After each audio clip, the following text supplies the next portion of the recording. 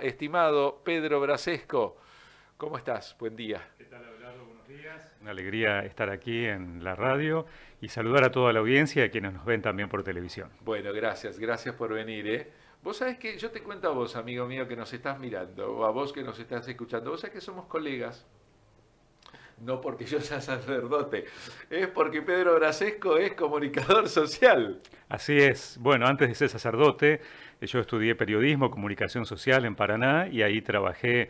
Primero comencé en Victoria, de donde soy oriundo, allí en la radio de Victoria, en el ET39, y después al estudiar periodismo, bueno, fui desarrollando también mi carrera en Paraná, en el ET14, y después terminé, antes de entrar al seminario, en el ET15 en Concordia durante 2 años. Ah, bueno, Ujú. bienvenido entonces a un estudio que conocés, Sí, digamos. claro, sí, O sí. sea, si hablamos de radio, conocés este Por ámbito. supuesto, y el estudio me siento como en casa, realmente. Me ponen un micrófono y después me tienen que parar también, ¿no? Un gusto, un gusto. ¿Y trabajaste como locutor o conducías programas? Yo comencé como locutor en la radio de Victoria teniendo 17 años, Ajá. creo que como todos comenzábamos en aquella época haciendo tanta publicitaria, y después al estudiar, bueno, fui desarrollándome en el periodismo, era primero como, empecé como corresponsal en Casa de Gobierno para la radio de Victoria, allí me fui vinculando, como suele pasar con el mundo de los medios, y también por las posibilidades del estudio, bueno, fui desarrollando distintas actividades, siempre en radio, y bueno, y continué desarrollando el programa de la mañana con Sonia Fernández ahí en el ET14. Y después en el año 1999, estamos hablando del siglo pasado, ¿no? Exactamente, del siglo Claro, pasado. en el año 1999 me ofrecieron ir a Concordia a conducir el programa de la mañana del ET15 y como gerente artístico y después continué también como gerente general de la radio. Y ya digo, bueno, en el 2001 decidí, bueno, cambiar mi vida y entrar al seminario y, bueno, formarme para ser sacerdote. Qué buena historia. Bueno, Qué buena interesante. historia. No, lo Vos que, interesante, vos que sos de los medios, sí. sabés que a nosotros nos conmueven esas historias de vida. Sí, y bueno, cuando yo fui discerniendo toda la vocación sacerdotal, en realidad también me preguntaba si no era tal vez un entusiasmo del momento y por lo tanto, bueno, yo ya estaba independizado económicamente, vivía solo y demás, ¿no es cierto? También me preguntaba, bueno, si, digamos, qué significaba dejar todo esto para un cambio tan radical, si después eso no podía llegar a ser una ilusión del momento y por lo tanto el regreso afectar mi carrera. Así que no lo dije en la radio hasta el último día del programa. Y el viernes me despedí del programa de radio diciendo que bueno, que era el último programa porque el lunes entraba al seminario y había decidido cambiar la vida. ¿Y qué dijo tu audiencia? Bueno, todo el Porque hacías mundo. la mañana de LT15 de En Concordia. ese momento había vuelto a Victoria y estaba Ajá, en el ET39 de ajá. Victoria. Y bueno, todo el mundo conmocionado. Se lo había dicho, por supuesto, a mis compañeros de trabajo y demás, que ya lo sabían. Pero bueno, en la audiencia no entendían nada, así que bueno, fue una repercusión interesante. ¿Qué edad tenías? Tenía 28 años. 28. 28 ¿Habías años. formado familia? No, todavía no. Ajá. No, no, no. Había tenido novias y demás, pero bueno, no, no había formado familia. Mirá vos. Bueno, si hubiera formado familia no hubiera sido posible tampoco entrar al seminario, Ah, digamos, claro, ¿no? claro. Así que fue una búsqueda, yo siempre digo, porque me preguntan cómo fue el cambio, y fue una búsqueda de la felicidad, realmente. Porque yo me sentía muy bien siendo periodista, trabajando en el mundo de las comunicaciones, me iba bien también, pero bueno, yo sentía que no era feliz plenamente, ¿no? Que buscaba, que necesitaba algo más. Y así, bueno, dialogando con una persona, con otro, inclusive quienes me ayudaron fueron mis compañeros de facultad que eran todos agnósticos y que no entendían nada en este sentido. Y bueno, fui discerniendo que este era el camino y bueno, cuando elegí, porque en realidad uno quisiera tener la seguridad o la bola de cristal como para que a uno le diga esto es, ¿no? Y la verdad es que Dios no actúa así, Dios actúa siempre dándonos libertad y es uno el que tiene que decidir. Cuando elegí fue como una especie de liberación interior y la seguridad de que realmente era el camino que me iba a hacer feliz y hasta el día de hoy me siento así en este camino que verdaderamente me hace feliz y aportando también desde todo lo que he aprendido, por ejemplo, desde el mundo de la comunicación. Qué bueno, qué alegría escucharte. Estamos hablando con el padre Pedro Brasesco, que hasta los 28 años trabajó como conductor de programas de radio. Nada más y nada menos que en dos de las radios más importantes de la provincia de Entre Ríos, en el ET15 de Concordia, en el ET39 de Victoria, y conduciendo las mañanas periodísticas con el peso específico que eso representaba hacia finales del siglo pasado, ¿no? En donde las redes sociales eran ciencia ficción. Sí, totalmente. Recién empezaban a aparecer, ¿no? Recién empezó. ¿Quién tenía una computadora en Claro, esa época? tal cual, ¿no? Caramba, si estaban todavía los ciber y Sí, el sí. dial-up. Sí, sí. No, yo cuando comencé con las agencias de noticias, con la Teletipo, Cortando cables. cortando cables, por supuesto, que era un problema cuando llovía y no llegaban las noticias o llegaban todas entrecortadas, ¿no? Y fíjate que sobre esta mesa de trabajo no hay ni un diario. Claro, absolutamente. No, bueno, ¿Cómo ha cambiado el tiempo, ha cambiado de manera impresionante y bueno, y eso implica también la inmediatez y las posibilidades técnicas. Bueno, realmente es una maravilla porque creo que, no sé si somos conscientes de cómo en 20 años se transformó realmente el mundo de las comunicaciones y las posibilidades que nos ha dado de estar más comunicados. Paradójicamente, a pesar de eso, también la gente se siente más sola, ¿no? Y también a veces nos cuesta efectivamente comunicarnos, nos cuesta entendernos, nos cuesta ponernos de acuerdo en tantas cosas, ¿no? ¿Eso lo escuchás en la iglesia? Sí, sí, sí, absolutamente. No, lo que pasa en la sociedad pasa también en la iglesia, porque la gente que participa de la iglesia vive en la sociedad y también sufre las mismas situaciones, ¿no? Pero en la iglesia particularmente nos llegan también estas situaciones existenciales, ¿no es cierto?, que nos hablan también de los vacíos interiores, de la soledad. A mí me conmueve mucho, por ejemplo, visitar los ancianos que dicen eso, sentirse solo, ¿no? Que a veces tienen inclusive varios hijos y que los van a visitar, no es que estén abandonados, ¿no? Pero que realmente necesitan esa presencia. Es increíble cómo, bueno, justamente en un mundo cada vez más comunicado, sin embargo, cada vez echamos más a menos la presencia física. Sí, sí, sí. Aquel casi axioma hoy, ¿no? De decir que este teléfono celular en realidad nos acerca a las personas que están lejos y nos alejan de las personas que están cerca. ¿Cuánta verdad en eso, sí, ¿no? ¿Cuánto tiempo pasamos mirando la pantalla en vez de mirarnos a los ojos y conversar? Sí, sí, justamente me comentaba en el Instituto Goretti estos días que los he estado visitando y conociendo, bueno, cuánto bien ha hecho de que los chicos no tengan el celular en la escuela, ¿no? Ah, qué bien. Que les ha permitido interactuar. ¿Pero qué quieres decir? ¿Que los dejan afuera del aula? Sí, sí, no pueden entrar a la escuela con el celular y si entran no lo pueden utilizar, ¿no? Ah, mira. Y eso les ha implicado que interactúen en los recreos muchísimo más y que, bueno, haya un clima inclusive mucho mejor, porque, bueno, a veces con el celular nos decimos cosas que tal vez cara a cara no nos diríamos, ¿no? Que es lo que sucede con los haters y demás. Y bueno, pero no solamente de haters, tampoco de amor. Claro, no, sí, sí, sí, sí. digo los dos extremos. Sí, sí, absolutamente. Entonces, bueno, creo que a mí me pasaba inclusive, yo les cuento a la audiencia, antes de venir acá estuve en Colombia 3 años y medio, colaborando en un organismo de la iglesia a nivel latinoamericano que precisamente acompaña a los obispos de Latinoamérica. Y me pasaba eso, que en las reuniones con obispos tenía que pedir a los obispos que dejen el celular también en el medio de la mesa, en una canasta, porque si no uno sentía que no había verdaderamente una escucha, una interacción, ¿no? Y también en este recorrido de estos años, hace algunos años participé en Los Ángeles, en Estados Unidos, de una cumbre. Cuando se realizó la Cumbre de las Américas hubo una cumbre paralela interreligiosa, ¿no?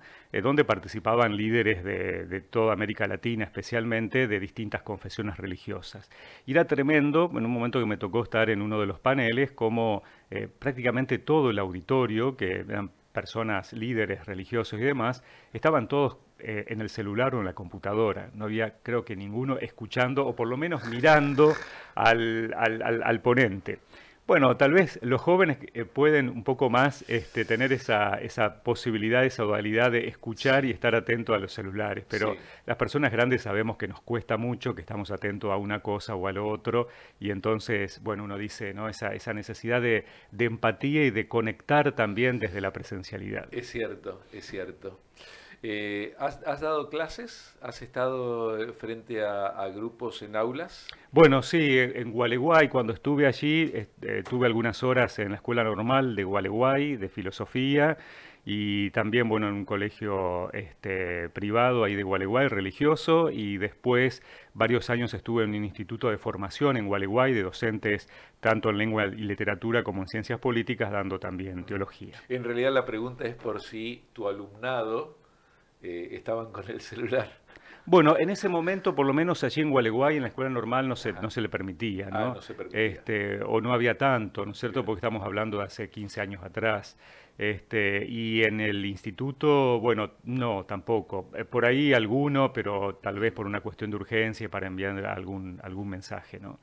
Eh, bueno, es un tema, el tema del celular y las comunicaciones en general es un tema. Vos que sos un hombre de la comunicación lo sabés. Sí, creo que tenemos que aprender a hacer uso, ¿no? Y Sí, creo que tenemos que enseñar cada vez más. Seguramente te acordarás que antes se hablaba mucho con el tema de la prensa, de los diarios, o del cine. Comenzó con el tema del cine en los años 60, 70, de educar, ¿no es cierto?, para saber cómo ser también un usuario, ¿no es cierto?, de la sí. prensa, tener una lectura crítica y demás. Y hoy creo que tenemos que volver a educar en relación con las redes sociales, ¿no?, para poder distinguir, hasta hace algunos años, entre una noticia verdadera y una fake news. Uh, Hoy en día, entre una imagen verdadera y una imagen generada por inteligencia artificial, ¿no?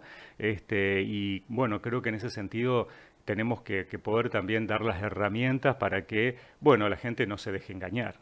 Bueno, mira, dos comunicadores conversando podemos estar Yo, sí, hasta el final del programa. sí, sí, Pero en absolutamente. realidad la producción te ha convocado para hablar de esta situación feliz. Contá qué es lo que va a pasar dentro de pocos días. Bueno, dentro de pocos días la Capilla Goretti, junto con toda la zona oeste de nuestra ciudad, va a ser creada una nueva parroquia que implica una atención pastoral de mayor cercanía, con una presencia estable de un sacerdote en este lugar. Está incluida en esta nueva jurisdicción parroquial, que es un hecho histórico. Como vos decías, bueno, Concepción del Uruguay, como la mayoría de las ciudades, comenzó en torno a la fe católica y justamente como respuesta de la Iglesia a esas nuevas poblaciones que se iban constituyendo. Hoy Concepción del Uruguay se está extendiendo considerablemente hacia el oeste de la ciudad y por eso el obispo junto con los sacerdotes han considerado importante que allí también haya una presencia más estable, más cercana de la Iglesia, y por eso esta nueva jurisdicción parroquial, bueno, va a abarcar toda esa zona oeste, que incluye también la capilla Santa Lucía, que está en el acceso de la ciudad por el Boulevard Balbín, Ah, sí, sí, sí, sí. y también, bueno, los dos centros educativos que de alguna manera también han hecho una gran presencia y lo están haciendo no solamente en lo educativo, sino también en lo religioso, que es la escuela y el Instituto Santa María Goretti, en la zona donde está la capilla, y la escuela y el Instituto San Juan Pablo II, ¿no? En el Eh, barrio 150 Así viviendas. es, el barrio 150, que me decían en toda esa zona ya viven 1000 familias, Sí, ¿no? sí, sí, sí. Con todos Sí, los en barrios. cualquier momento decimos nosotros, y yo lo digo un poco en serio, un poco en broma, en cualquier momento eligen el intendente Sí, y se totalmente. independizan. Claro que sí. Bueno, Este, si no fuera por esa institución educativa, toda esa comunidad no tendría dónde mandar los chicos. claro, así Tendría que es. salir del barrio con lo que ello conlleva, ¿no? El viaje, y creo que la institución más cercana es justamente Goretti. Claro, sí, sí, efectivamente.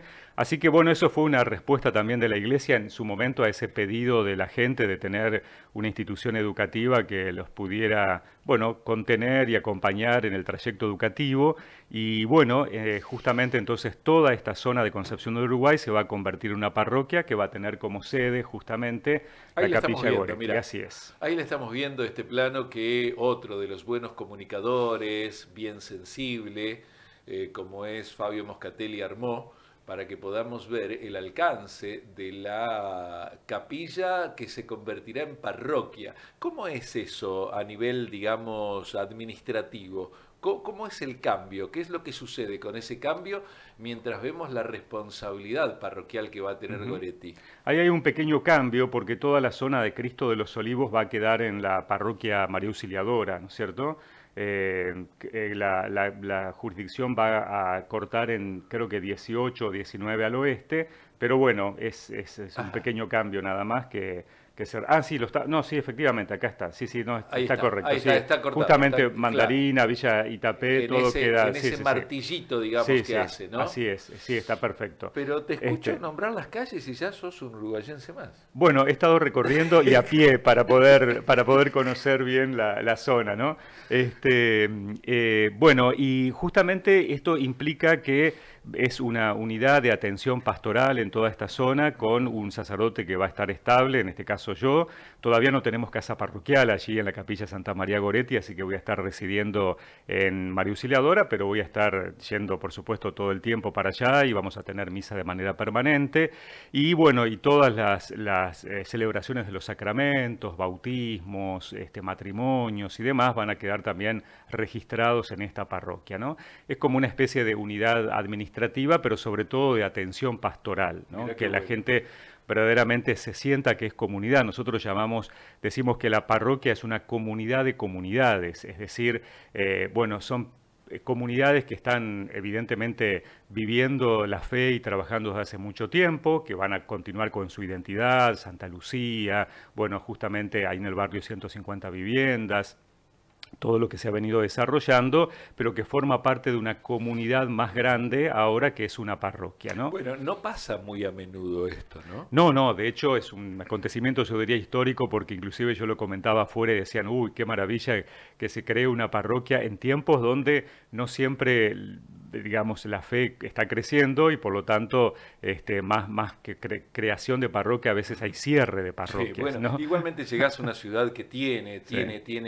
impectore una fe de décadas, ¿no? Sí. De centurias, diría yo. Sí, sí, y eso uno lo nota en la gente, lo nota en la devoción, en su sentido de pertenencia también a las comunidades, así que bueno, y todo el mundo me ha hablado bien justamente de la comunidad de la Iglesia Católica en Concepción del Uruguay, justamente por, bueno, tener este sentido de pertenencia también a la fe y que está en sus raíces más hondas, ¿no? Bueno, yo hablaba de Sebastián Malvari Pinto, uno de los sacerdotes de antaño. Es más, incluso Rocamora se peleó en su momento porque la comunidad quería nombrar a esta que hoy se llama Concepción del Uruguay con un nombre que homenajee a Sebastián Malvari Pinto. Claro, Sebastián, yo estuve en Gualeguay, ahí en la Ajá. parroquia San Antonio, y Sebastián Malvari Pinto fue el obispo que creó justamente estas parroquias, en caso de Concepción de Uruguay en 1780. Él viniendo de España para asumir como obispo de Buenos Aires, pasó por estas tierras, ¿no? Y vio que había poblados ya crecidos y entonces inmediatamente determinó que se vayan creando estas parroquias.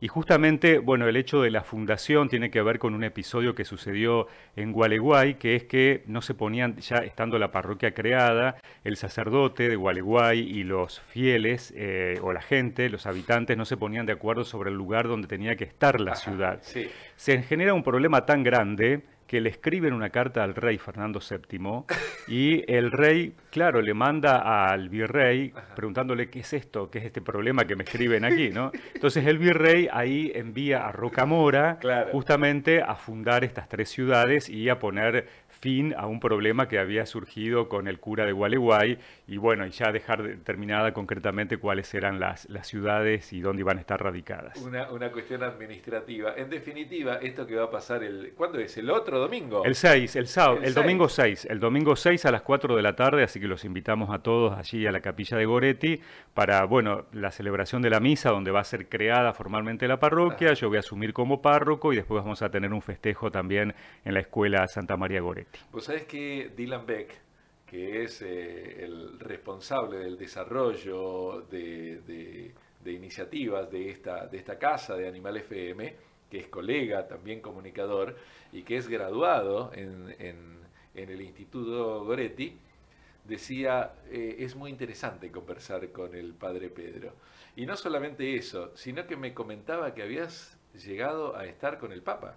Sí, sí, con el Papa estuve en varias oportunidades, justamente por la tarea que desarrollaba en Colombia, así que teníamos periódicamente algunas audiencias con él, algunas reuniones de trabajo, y bueno, la verdad es que es un recuerdo hoy enorme de haber podido estar sentado con él, dialogando sobre algunos temas de la realidad y de la Iglesia en América Latina. ¿Qué línea ¿qué línea vas a plantear? ¿La misma que el Papa planteó en Río, que decía, hagan lío? Que le decía a los chicos, hagan lío. Sí, yo en este sentido la Iglesia insiste mucho en esto de la sinodalidad. La sinodalidad es el caminar juntos, ser conscientes que la Iglesia no la manda el funcionario eclesiástico, la jerarquía, sino que verdaderamente surge de las iniciativas que el mismo Espíritu Santo, el mismo Dios va suscitando en el corazón de la gente, ¿no? Y entonces es necesario la participación de todos, una participación real. Por eso, bueno, el poder me parece muy importante en este tiempo, no solamente yo conocer, sino también escuchar a todos y escuchándonos, poder entre todos decidir y discernir cuáles son las prioridades para la Iglesia justamente en esta zona de la ciudad, ¿no? A veces uno piensa, bueno, una parroquia tiene que tener determinado modelo, estructura de funcionamiento, y bueno, y en realidad no se trata de traer una estructura de funcionamiento, sino de que esa estructura surja justamente de esas mismas necesidades de la gente, que van planteándose también a partir de las realidades del barrio, realidades espirituales y realidades también sociales muchas veces, ¿no? Entonces creo que el camino va a ser eso, entre todos, ser conscientes que somos corresponsables de esa tarea, de esa misión de la Iglesia, y entre todos poder ir generando las iniciativas necesarias. ¿Cómo querés que te llame la comunidad mientras vemos la invitación a el domingo 6 de julio para tu asunción como nuevo párroco de Goretti, de Santa María Goretti? ¿Cómo querés que te llamen? Bueno, a mí siempre me han llamado Pedro o Padre Pedro, así que no tengo ningún problema. Está bien, Padre Sí, Pedro entonces. Sí, como quieran. Gracias por venir. Bueno, muchísimas gracias a ustedes y bueno, que tengan una buena mañana y feliz cumpleaños a toda la ciudad. Gracias. El Padre Pedro Brasesco, el funcionario eclesiástico que llega desde Victoria, habiendo recorrido un camino primero de las comunidad de la comunicación entrerriana en distintas radios, hasta que a los casi 30 años decide abrazar en este caso el sacerdocio, y llegando incluso a lugares como Colombia, llega a Concepción del Uruguay a participar de este momento histórico, del momento de un pasaje que es importantísimo porque a partir de ahora, o a partir de dentro de 10 días en realidad, la Capilla Goretti será parroquia, y con las responsabilidades que eso conlleva para la comunidad y para la Iglesia también. Las 8:20 van a ser en la República Argentina. Electro Aguirre y se hizo la luz. Materiales eléctricos e iluminación para domicilios. Vía